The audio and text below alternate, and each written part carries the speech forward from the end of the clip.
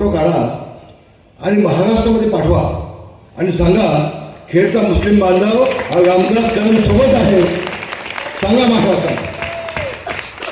होय होय, याला कळू देत महाराष्ट्रात. मी 90ला इथं जेव्हा आमदार होऊन आलो ना, तेव्हापासून सगळं हे चित्र बदललं मी. अगदी जुनी माणसं असतील 55-60 वर्षाची त्याला कल्पना आहे. इथं ईद आणि गणपतीला कायमच्या दंगली व्हायच्या खेडमध्ये.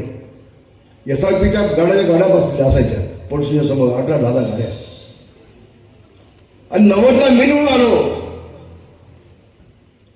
तेव्हा SP सांगितलं, कमिशनरला सांगितलं, मी निवडून 1-2 समस्येचा होतो.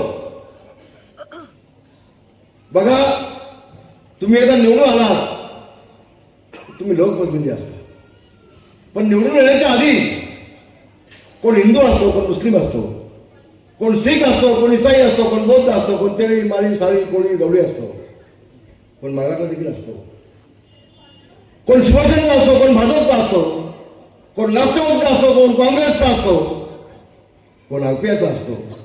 पण तुम्ही निवडून आलात की तुम्ही कुठल्या जातीचे नाही, तुम्ही कुठल्या पक्षाचे नाही, तुम्ही आम जनतेचे आहात. याप्रमाणे काम झालं पाहिजे. होय बांधवांवर ते मी केलंय, ते मी तर केलंय.